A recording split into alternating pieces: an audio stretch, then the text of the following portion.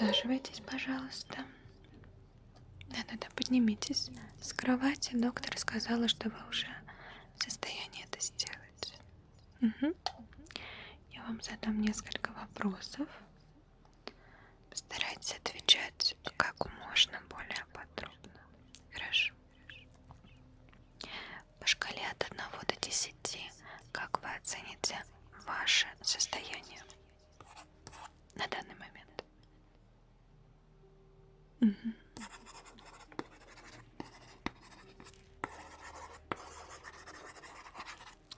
Хорошо. А как хорошо вы спали после действия антидота? И какого характера были у вас сны? Снились ли вам подземелья? Возможно, вас преследовали пауки? Смерть в мучениях от яда подземных пауков? Мгм.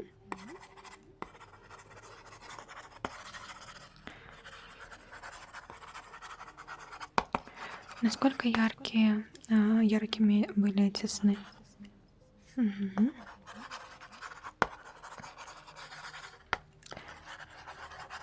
Как вы опишете ваше состояние после того, как вы проснулись?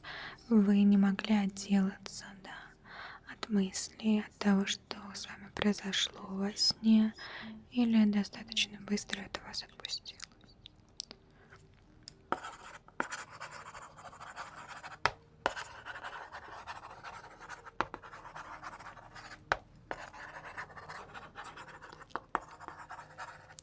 Хорошо, это абсолютно нормально, не пугайтесь. А, Ощущаете ли вы покалывание или онемение в пальцах ног и рук? Мгм. Пожалуйста, для меня пособирайте ваши пальчики в кулачки на руках и на ногах. Мгм. И на ногах. Мгм. Вот такие движения поделайте на руках. Мгм. И на ногах. Мгм.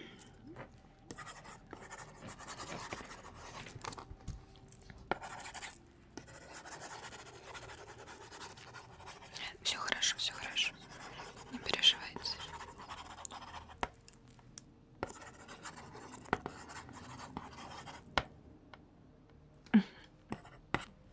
Хорошо. А есть ли у вас какие-то ощущения на местах аппликации яда? Возможно, там болит, жжет, чешется, горит. Мгм.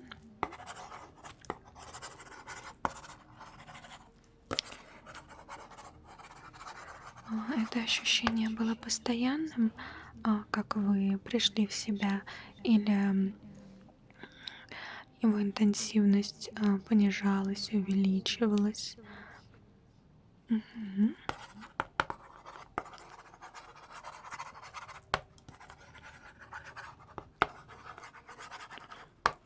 Хорошо. А, Давайте немножечко а, поговорим о вашей вчерашней фиксации. Чувствуете ли вы что-то после этого? Возможно, боль в ребрах из-за связывания, стягивания, возможно, мышечная боль, а, возможно, какие-то неприятные ощущения в зоне вашего подбородка. Мы вам вчера его фиксировали. Мгм.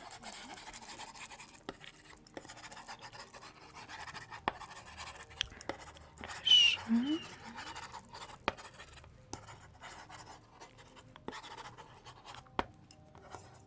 Мгм. Возможно, мы еще доработаем этот материал.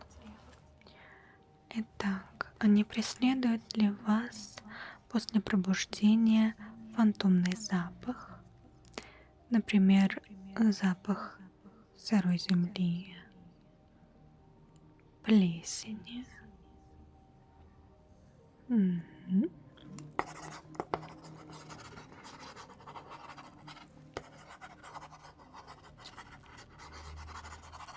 Нет, нет, нет. Чем более подробно вы отвечаете на вопросы, тем лучше. Так что не переживайте. Я абсолютно вся ваша на ближайшие 4 минуты 30 секунд. Да. Мы никуда не торопимся.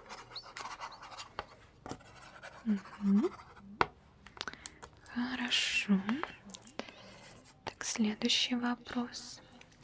Ам, Скажите, пожалуйста, бросает ли вас сейчас в жар или наоборот, может быть, вы чувствуете озноб? Возможно, эти ощущения присутствуют в каких-то отдельных зонах вашего тела. Именно температурное это ощущение. Мгм.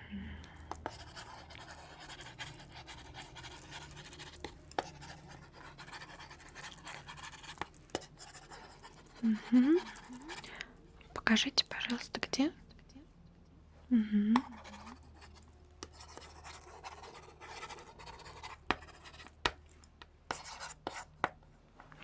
Хорошо. Итак, испытываете ли вы сейчас повышенную жажду? Мгм. Вообще пили после? Мгм. Мгм.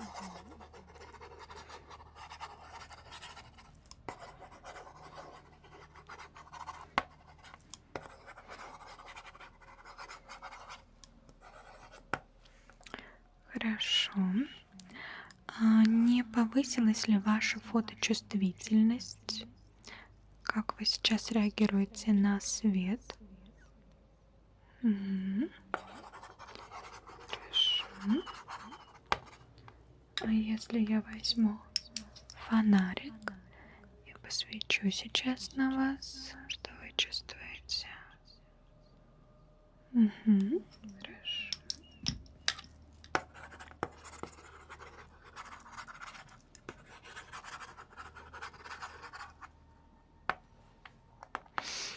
Хорошо.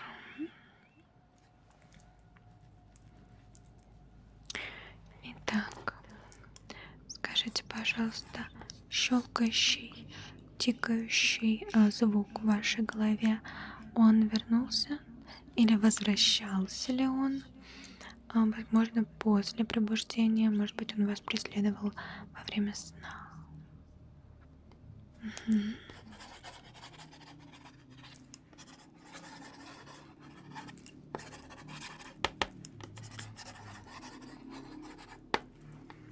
Мгм.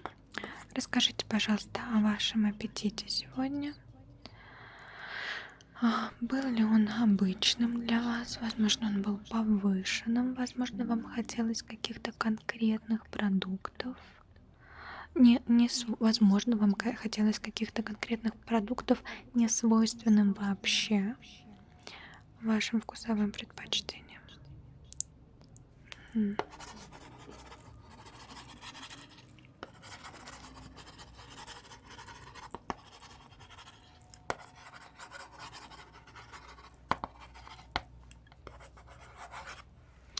Хорошо. А, Когда вы вставали сегодня вообще? Мгм.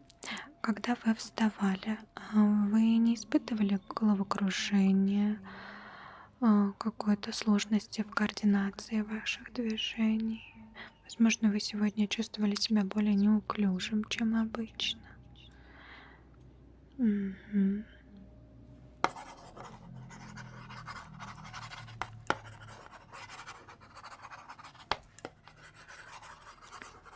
Хорошо. Отлично. По поводу вашего эмоционального фона, в каком он состоянии? Возможно, вы испытываете тревогу или наоборот какое-то излишнее возбуждение, несвойственное вам, радость, грусть. Мгм.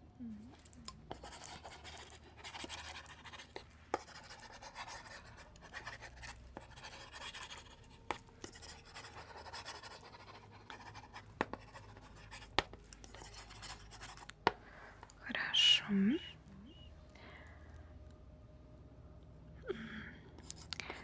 Присутствуют ли у вас тактильные галлюцинации?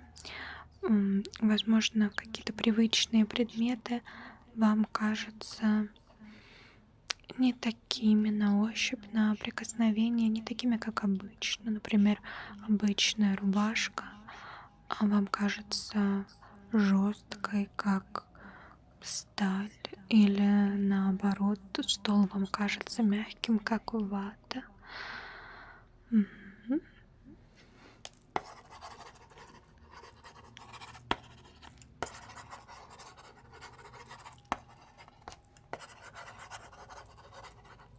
Хорошо. Отлично. И давайте сейчас абсолютно рутинная процедура. Да, последний вопрос. Готовы ли вы к дальнейшему сотрудничеству и полному подчинению тому, что я вам говорю? Мгм. Хорошо. Поставьте, пожалуйста, вот здесь подпись. У вас очень красивая подпись. Или у вас рука дергалась? Хорошо. Хорошо. Так вы себя хорошо чувствуете? Все нормально? Итак, сейчас я хочу послушать ваше сердечко на вчерашний аппарат. Напоминаю, возможно, при прикосновении к вашему телу вы почувствуете легкий удар током, не пугайтесь. Угу. Итак, сейчас я прислоню эти два датчика к вашей груди.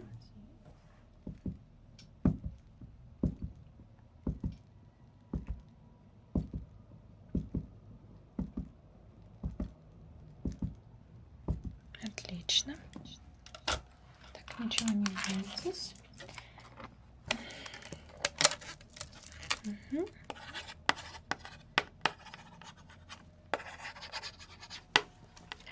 Так, теперь дышите ровно, спокойно.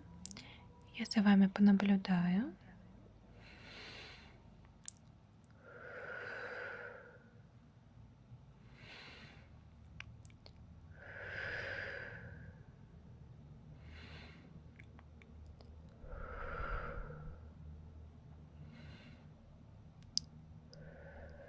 Отлично.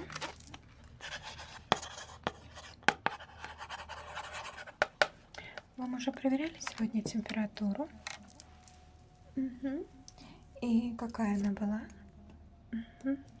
Хорошо. Пожалуйста, ваш ротик. Пип-пип, пип-пип. Угу. Немножечко повышенная, 37,1, но это норма. В вашей ситуации, в вашем состоянии. Угу. Так, а сейчас давайте сделаем такой легкий метафорический тест. Даже скорее тест на ассоциацию. Хорошо. Итак, я вам сейчас покажу цвет, и вы должны постараться как можно более быстро связать этот цвет с каким-то предметом или явлением. Хорошо? Вот этот цвет. На что он похож? Что он вам напоминает?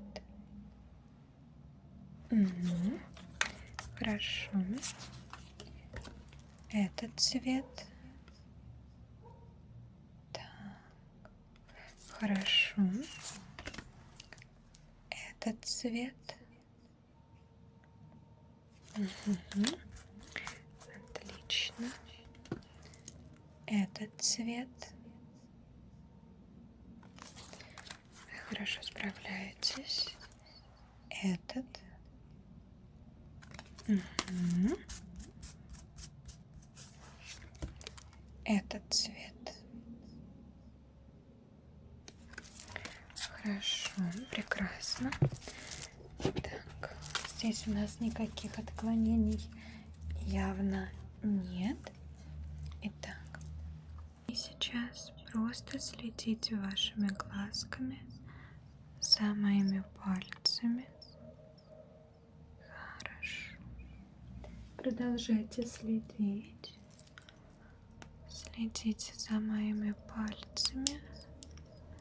Следите за моими пальцами. Хорошо. Только на пальцы смотрите. Отлично. Так, зоны аппликации, я вижу, уже восстановились полностью. В принципе, я уже не могу дифференцировать их от вашего остального кожного покрова. Это не совсем типично для наших испытаний. Скорее всего, это означает, что у вас более сильная регенерация.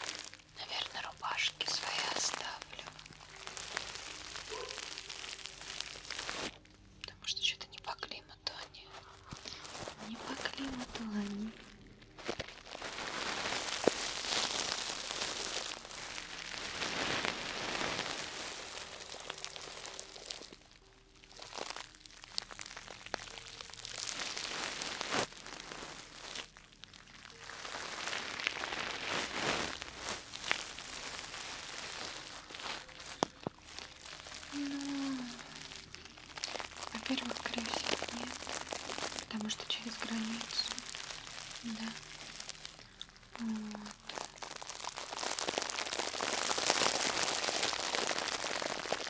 А во-вторых,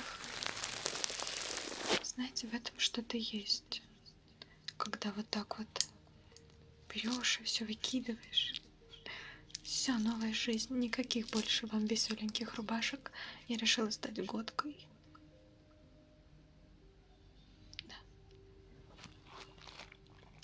Вот собак за окном. Ну, как бы да, но не совсем из-за них.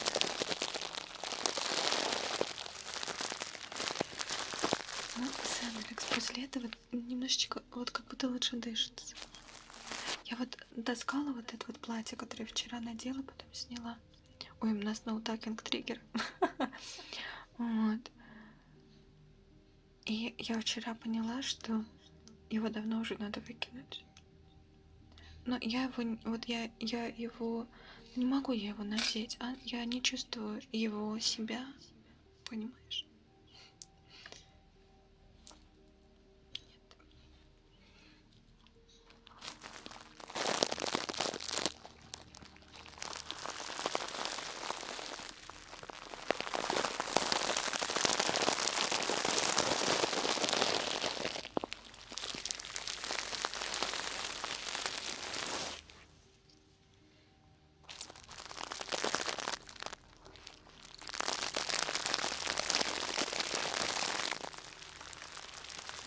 Ну, в понедельник уже начнется путешествие.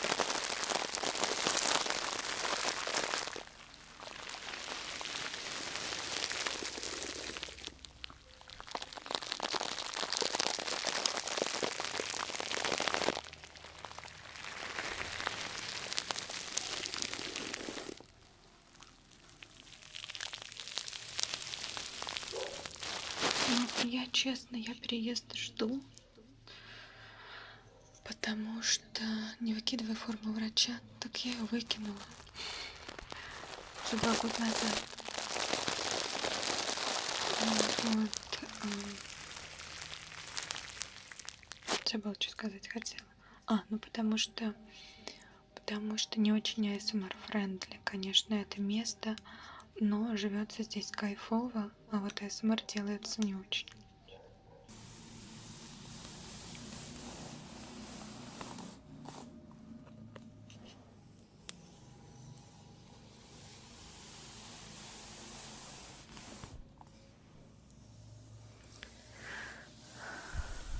Что же вам рассказать, ребяточки мои?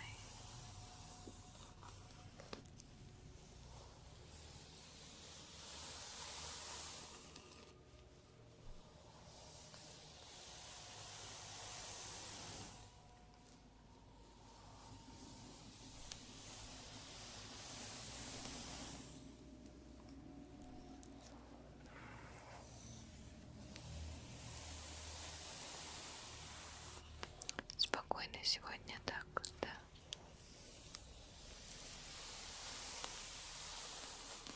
Посмотри в окошко. Там, наверное, видно звездочки. Да. Отойди от окошка поближе и попробуй посчитать, сколько звездочек видно с твоего ракурса. Это не просто. Это требует концентрации. Но я уверена, что ты справишься.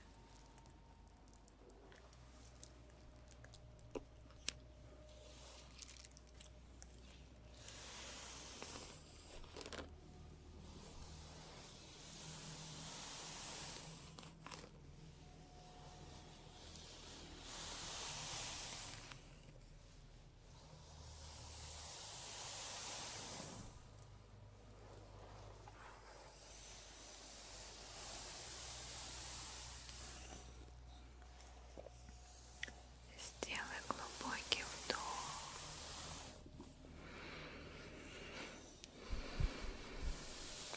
Ощути свое тело. Почувствуй, как со вздохом и выдохом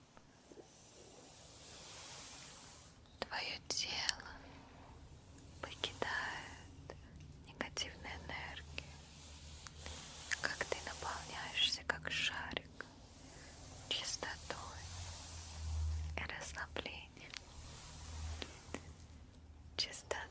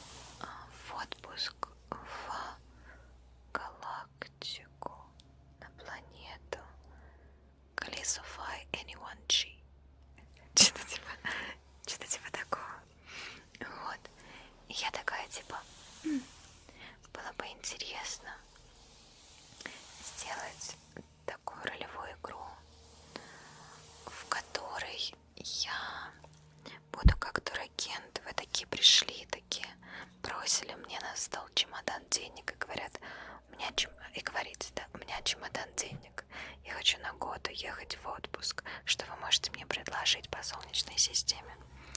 А у нас к этому времени уже в Солнечной системе все планеты, которые возможно было терраформировать, терраформированные: Венера и Марс. И то, что невозможно терраформировать, там стоят базы, абсолютно пригодные для жизни, комфортные. Да, и на Европе, и на Церере, и на Луне.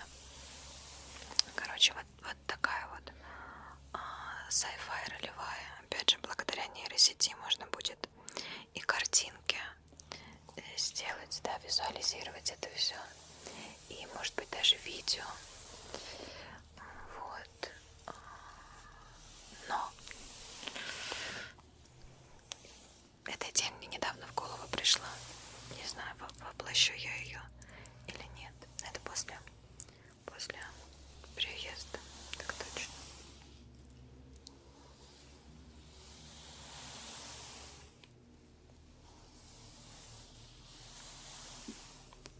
Я не понимаю, что там пишут, что мои фотографии хотят сжечь.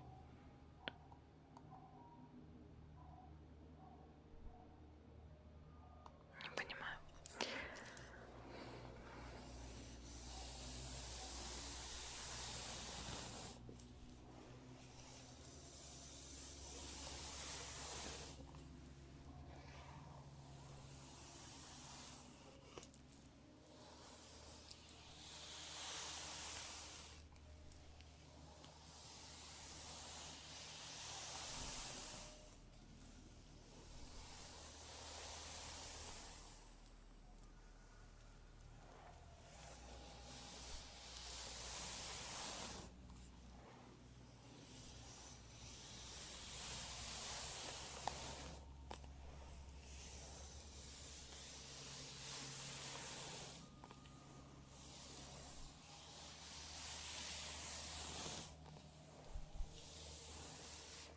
Просто на самом деле таких видео тоже достаточно по инопланетным турагентам.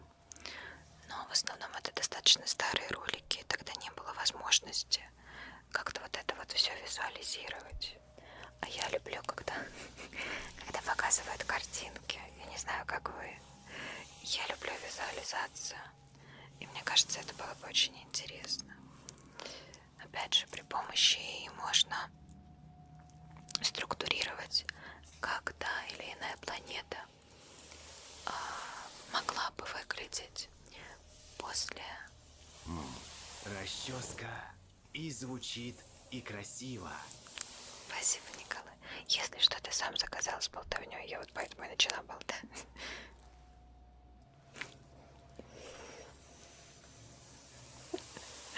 Так что ничего не знаю. Ну так вот. Вот. Как та или иная планета выглядела бы. Понятно, что это все фантастические, да, теории. Но тем не менее, да. То есть, например, Марс после терраформирования. На Марсе был бы великий Северный океан. Половина планеты была бы под водой, а половина с материковой части. То есть один гигантский получается материк и один гигантский океан. Плюс, да, на Марсе есть самая высокая точка в Солнечной системе, гора Олимп. То есть можно было бы, например, обыграть и гору Олимп, типа для самых отважных альпинистов. Мы организуем туры на Марс, где вы сможете совершить восхождение на гору Олимп. Опять же, можно какие-то визуализации сделать. Я так понимаю, да, гора Олимп уже в космосе, то есть там должен был быть какой-нибудь, как это называется, приют, какое-то место, где мы бы уже надевали на наших альпинистов скафандры. Да, станции с кислородными батонами, да, что-нибудь такое, вот в таком, да, фантастическом ключе. Это